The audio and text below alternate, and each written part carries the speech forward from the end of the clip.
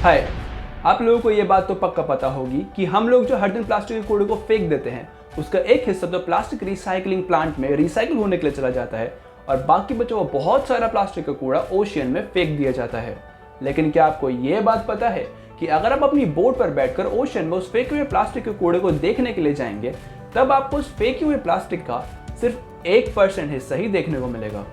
तो अब सवाल ये आता है कि आखिर वो फेंकी हुई प्लास्टिक का बाकी 99% हिस्सा जाता कहाँ है।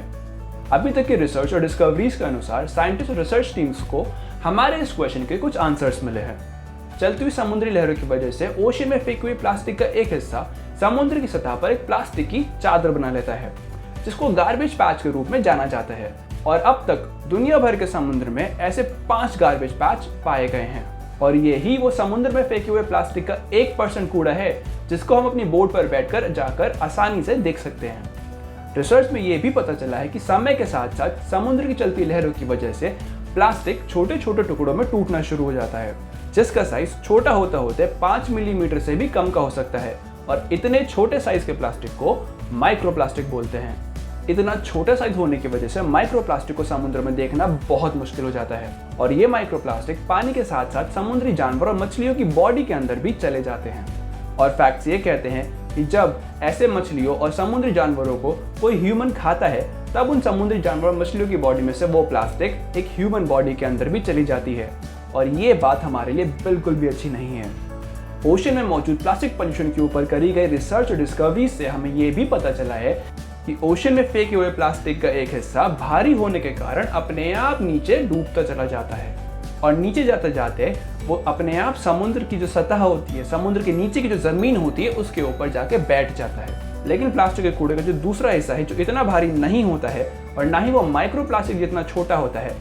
इस प्लास्टिक के टुकड़े पर बहुत छोटे छोटे और बहुत सारे माइक्रो ऑर्गेनिज्म अपना घर बनाना शुरू कर देते हैं और समय के साथ साथ ऐसे प्लास्टिक के टुकड़ों पर माइक्रो ऑर्गेनिजम्स की पूरी कॉलोनीज बननी शुरू हो जाती हैं, जिसके वजन की वजह से वो प्लास्टिक का हिस्सा भी फिर भारी हो जाता है और वो भी फिर अल्टीमेटली डूबना शुरू हो जाता है और जाकर समुद्र के नीचे की जो जमीन है उस पर जाकर सेटल हो जाता है।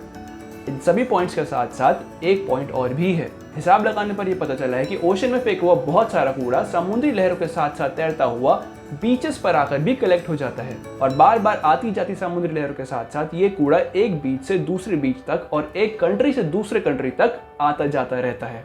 ऐसे ही बार बार घिसने और पानी और मिट्टी से बार बार रगड़ खाने की वजह से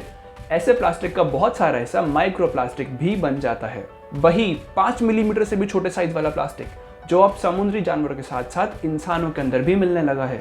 इन सभी चीजों को ध्यान में रखते हुए बहुत सारे लोग और ऑर्गेनाइजेशंस समुद्र के किनारे पड़े हुए प्लास्टिक को कलेक्ट करके प्लास्टिक रिसाइकलिंग प्लांट्स में भेज देते हैं, ताकि ये प्लास्टिक दोबारा से समुद्र के अंदर जाकर समुद्री जानवरों और मछलियों को नुकसान ना पहुंचा सके और साथ ही साथ बीचेस की नेचुरल ब्यूटी भी बनी रहे। प्लास्टिक का बहुत ज्यादा इस्तेमाल अब हम इंसानों के लिए भी एक बड़ा खतरा बनता जा रहा है, तो अगर हो सके तो प्लीज प्लास्टिक को थोड़ा कम इस्तेमाल करने की कोशिश करें। Thank you very much.